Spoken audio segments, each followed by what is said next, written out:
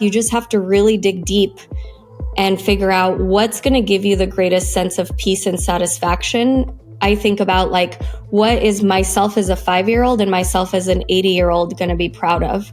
And like, that's the question that I think people should be asking themselves.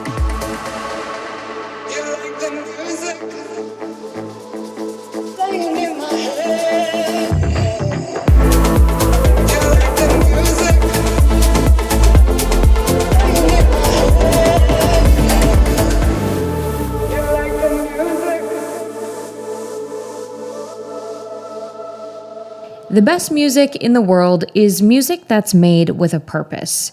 Music that draws from emotions and reflections on past experiences. Avicii's music comes to mind. Today's conversation is special.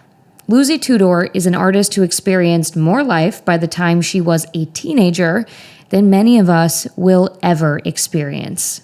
From fleeing communist Romania as a child to seeking asylum in Germany, Portugal, and finally winning a lottery visa in the US, her story is about resilience and courage and how these experiences have deeply influenced her music.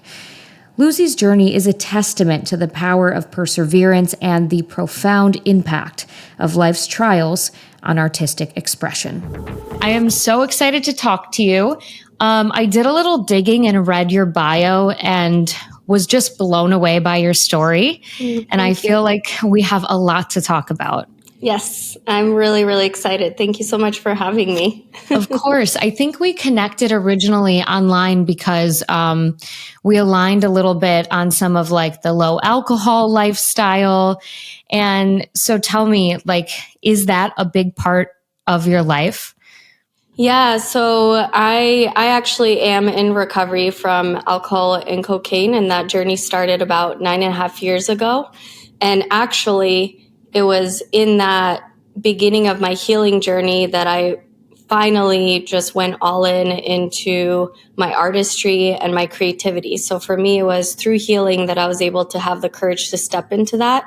And I have so much, obviously, connection my whole life with music. So for me, actually not drinking and being fully present at not even just the events I'm performing at, but just like any event or anywhere I'm going out of enjoyment is like, to me, like I can stay up really late because I get so much energy from that. So it's a really big part of my life. Yeah. That's incredible. So you said that music's always been a big part of your life. I read that your dad is a musician. Is that correct? So not professionally, but so he in college was playing piano his whole life, and he lived in communist Romania. That's where I was born. And so him and his buddies started basically like kind of like an underground SNL like type of program. Wow. And they would actually like, you know, put on plays and make fun of politicians and do these like sketches with like music and stuff, which was super risky at the time. So that obviously was a huge inspiration for me. And I started personally going to raves and things like that when I was like really, really young. And so music was always part of my very fabric. I just had a lot of inner conflict and a lot of confidence issues that was preventing me from really like jumping into it full time at a much younger age. So, well, you've experienced a lot in your short life. So whatever you're comfortable with, I kind of want to start from the beginning. You said you were born in communist Romania and you've had many travels since then through Europe and then the United States. So walk me through that journey a little bit of where you geographically were. Yeah, so was born in Romania and communism fell and my dad went on foot to Germany. His dream was always to come to America, but he asked for political asylum in Germany. And so 6 months later, my mom and I were brought over 6 months later after he moved there. But because we got there at a different time, we were actually partitioned in different refugee immigrant asylums. So we had to like sneak around to like see each other. Moved a lot around Germany. And finally, after a few years, the government basically just said, we can keep renewing your temporary visas, but your daughter's never going to be a citizen here. There's a lot of prejudice and discrimination against Romanians at the time. And so we packed everything in a car with a German license plate. My dad was like, we're going to drive as far west as we can and just backtrack and try to get residence in any other European country. We're not going back to Romania. And by some crazy miracle, after spending 2 weeks and basically living out of the car, we made it all the way to Portugal. And we asked for political asylum there. It took us a couple years to finally get an offer for permanent residence. And that same day, which was my 11th birthday, not only did we get permanent residence offered to us in Portugal, but we also got the offer for a green card to my dad through the lottery visa program for the United States. So It was at that point that my parents made the decision to move to the United States.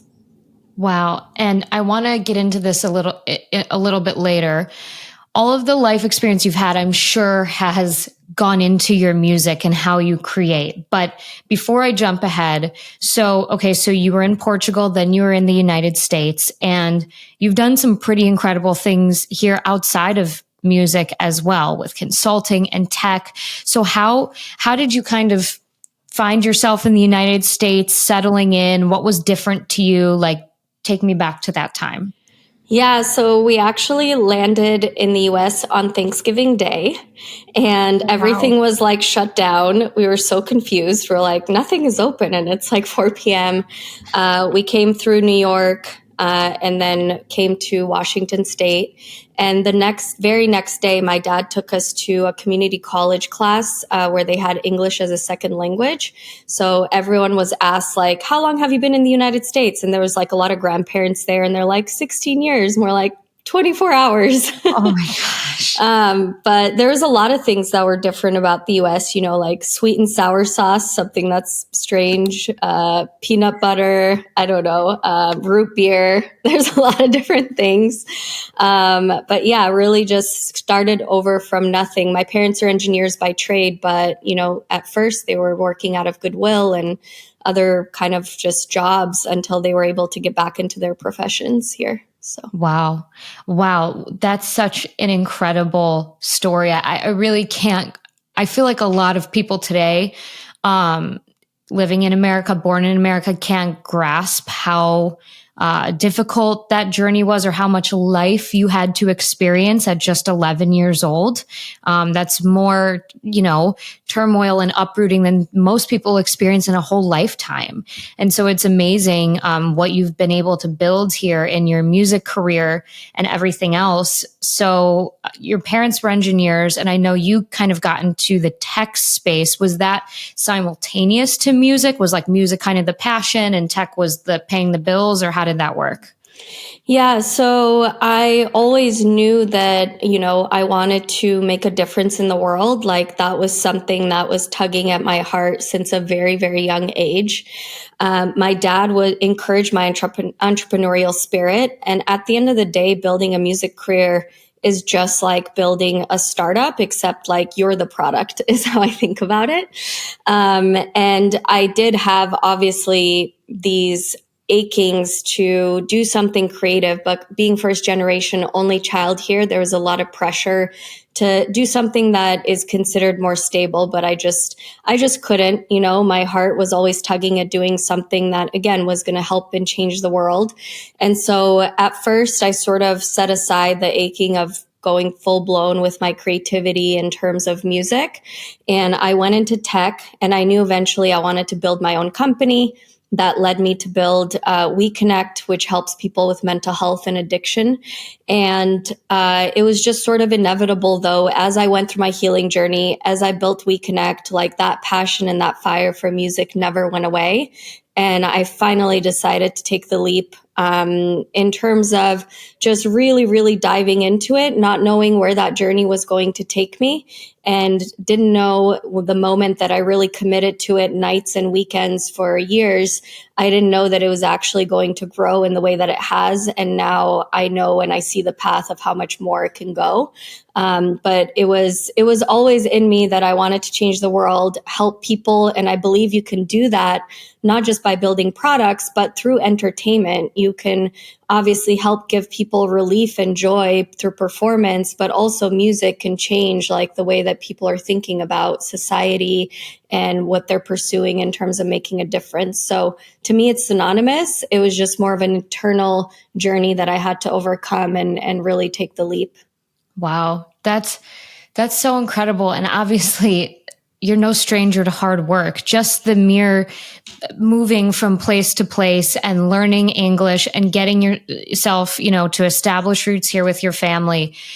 It seemed like you were always destined to kind of do a lot. And I know you said the keyword pressure, being an immigrant, and, only child, like you said, I'm a daughter of an immigrant. And so for me, it was the, you have to go to college, you have to follow this traditional path because this is an incredible opportunity that not everyone gets. There's a lot of that there. And so kudos to you for managing somehow to do it all. That's really amazing. Do you think that because you've, worked so hard your whole life that helped you, that kind of primed you for entrepreneurship? Yeah, I mean, absolutely. And the truth is, it's also seeing things for what they are. Like a lot of things that we're told are standard in society don't actually make logical sense. I mean, if you look at it and you're to follow the path of like going to college, which is totally, I respect, and obviously you can gain a lot by going that path. Mm-hmm. But if you look at the sort of concept of safety and security, okay, going to college, you accrue a lot of debt you have to pay back. Going to work for a corporation, they have mass layoffs all the time. So it's really a false sense of security, and the upward movement, I mean, the risk and reward is a lot slower going up that ladder. Yes. There's a lot of higher risk both ways when you're an entrepreneur, but the opportunity to have like an upside or to make greater impact can happen a lot faster if you end up succeeding, of course, which like the rate of failure is a lot higher. So I don't think there's any one right path. You just have to really dig deep and figure out what's going to give you the greatest sense of peace and satisfaction. I think about like, what is myself as a 5-year-old and myself as an 80-year-old going to be proud of? And like, that's the question that I think people should be asking themselves. Oh my God. That was just, I love everything you just said. Mm-hmm. It's a total mindset shift though, for people to understand, like you said, the difference between entrepreneurism and the risk and reward versus the stability. But I am in total agreement with you that I don't see stability in necessarily just having one job, because at any point in time you can get laid off or you can get fired. When I was in, when I was a news reporter, I got fired from 2 news reporting jobs because I was, I made some choices as a young 20-something-year-old that, well, that's a story for another time. But so I am in total agreement. The thing is, you have to have the grit and determination, and you have to be okay with failing, and to not let it impact you from keeping on. And that is something that's like, it's a built skill. 100%. I mean, yes, like my journey of being in so many new settings over and over, having to start over with friends, with an environment, with languages, that's helpful. And also being at a turning point where I hadn't dealt with all the trauma I'd experienced as an immigrant, and my journey with addiction and mental health. And nothing can feel as hard as basically facing like, am I going to choose life or not? And nothing is going to feel more challenging than making that choice. So it's like, if I hit that type of bottom and I made it through that, then isn't really any risk to it for me. Like, I know that I can always get back up. I know that I can always find a way. Yeah. And I think that definitely did help me take the leap in both sides of entrepreneurship, whether it was the creative path or doing We Connect Health. Yeah, it's so true. You have to, it's a muscle that you have to exercise. Like, you have to be okay with, like you said, potentially hitting bottom or failing or having something not work out. And the more you do that, the more comfortable you become with it. And the more you know, oh, I've gotten through this once, I can do it again. And it brings a lot of comfort in a very uncertain career path. So I want to talk about your music, because when you and I connected and I poured over all of your videos first on Instagram and then was listening to some of your tracks more in depth. There's such a range there that I would love to know just where it comes from. Is it from your travels? Is it from artists that you love and inspired you? Yeah, so it started out from certain artists and certain music I was listening to, but actually it was by listening to also obsessively music outside of just dance music. Mm-hmm. And the first track that really got some traction was Warrior, which got signed. It was the first track to get signed by Lane 8. And I had this inspiration when I was in like deep meditation in Tulum, actually. That's where I spent most of the pandemic. And I just had this like inspiration. I'd been listening to a lot of Vitamin String Quartet. And I just had this inspiration to like, what would it be like to combine both dance music, but like really classical sounds, battling cellos, violins. And then it progressed from there as I started playing out more. And started really connecting with the audience rather than just like producing in my bedroom. I wanted to create things that were a bit deeper, moodier, darker, but also still use inspiration outside of that. And I went back to my roots. There's this incredible world-renowned flute player. His name is Gheorghe Zamfir. He's Romanian, and he's like one of our country's biggest treasures. And so I actually started pulling from that some influence and inspiration from that into my dance tracks. So right now I'm in an ever evolving journey, of course. And I actually just came back from a trip to Peru that was pretty life changing. And so I am grabbing influences from everywhere. You know, I started listening to dance music after having grown up in Germany and all over Europe. And like when I came here, I still started, I kept exploring that. Been like a listener of Annie Mac and BBC Radio 1 since I was like really, really young. So I want to bring people together by fusing, sounds from all over the place that I consider myself a citizen of the world, and pulling sounds from different places from the world and seeing how they can, mesh together to create something new. So now it's very much the last few years has been sort of through my own inspirations. But at the beginning, of course, I pulled, inspiration from other music that I really, really loved. But now it's really about combining different genres, different elements, different styles of music into dance music and the emotions that go into it. I definitely have in mind like something that I'm inspired by also from an emotional level, or something that I'm personally going through when I'm writing music. And so that's a huge component of it. And then lastly, it's also been about collaborating with vocalists. Like typically I just give them prompts and I say like, this is what this track means to me.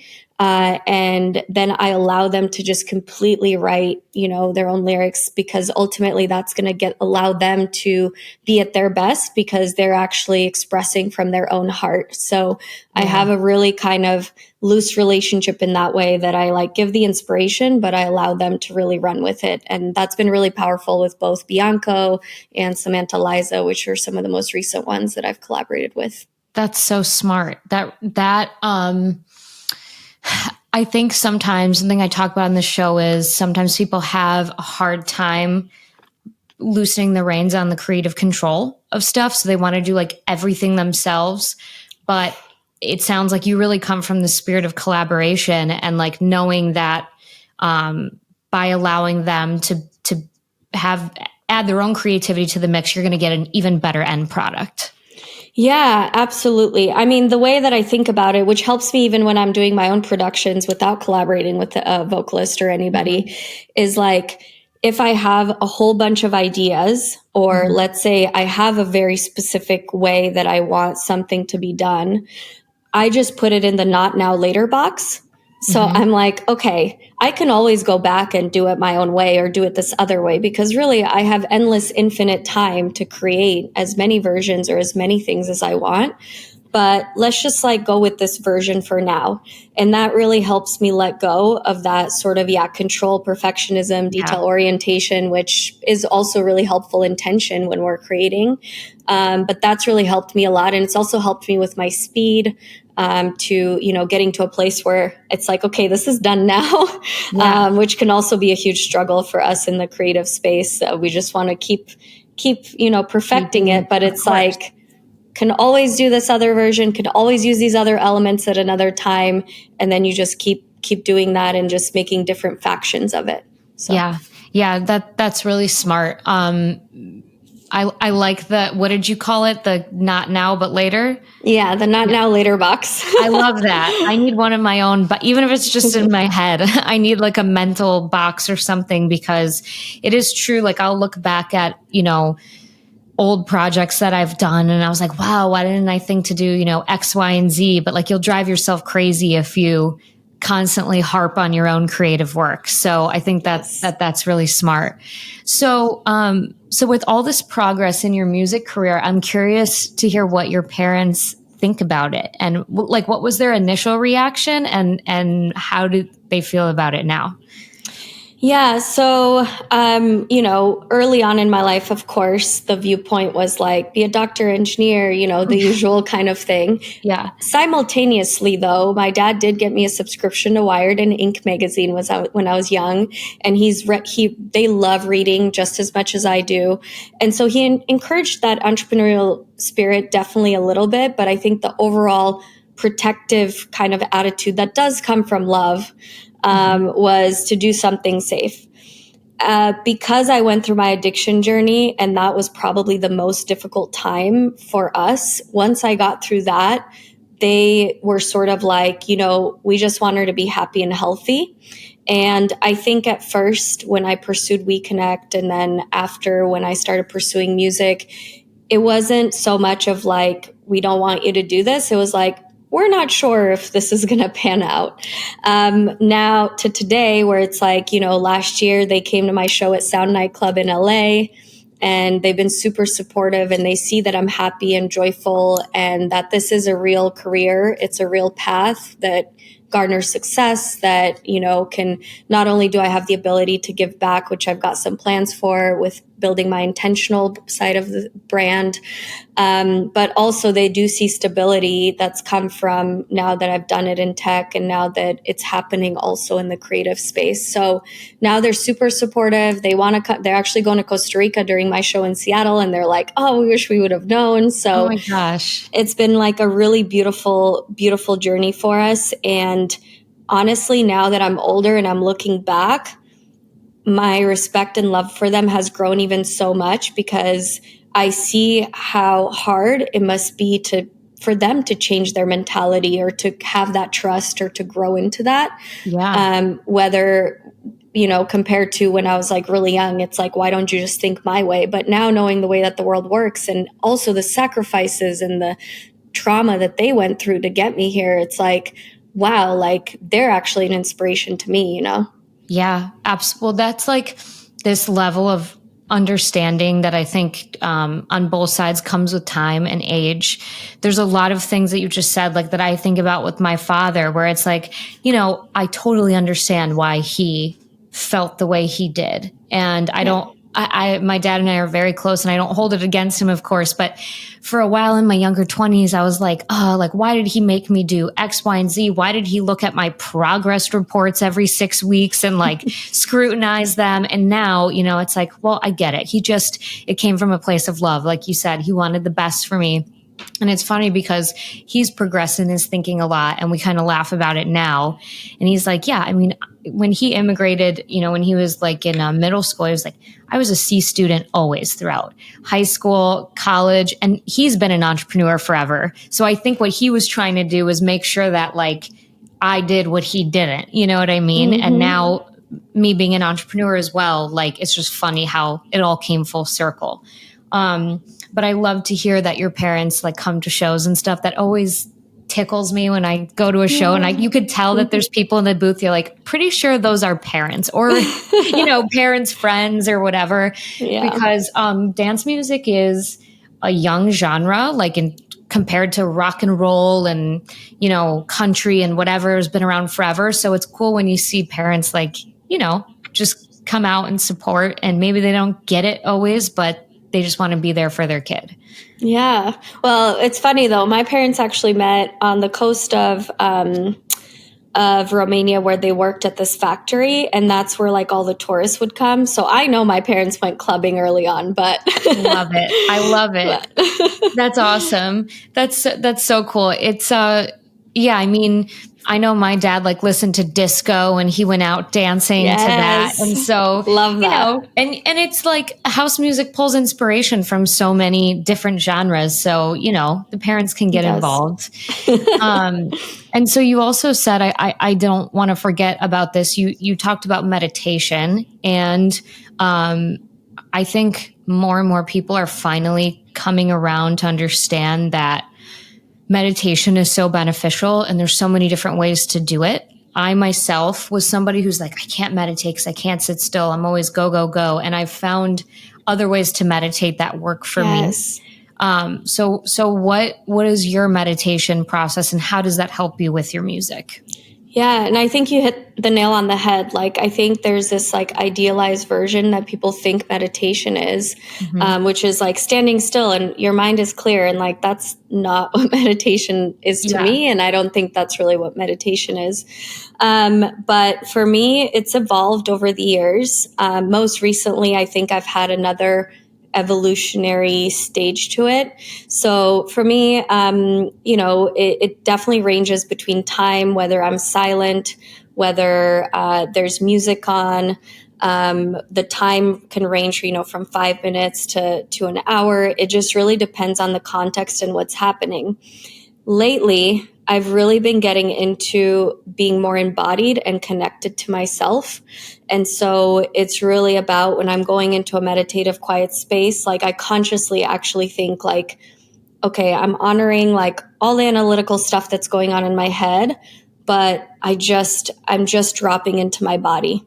And I actually feel the stress leave my back, my shoulders get lower. And oftentimes I also consider this meditation, but I do slow movement training. It's a form of like between yoga and working out, I think. But it's really about getting really into your body and connected to your body. And when I'm in that space, I feel a certain connection and warmth, almost as if you're like cuddling with a partner. Like, I think that's really what self-love feels like. And when I'm in that space, I just feel things wash away and I'm able to much more likely get into flow when I'm creating, when I'm performing. I really just feel more embodied. So sometimes meditation is a traditional form. And yes, a lot of times, like I have so many thoughts going by, but it's just about observing them. Sometimes, I have astral projections almost, and I'm like, I'm on another planet here. I don't know what's going on. That's awesome. And then other times it's really through movement. It's through slow moving. It's through paying attention when I'm actually eating.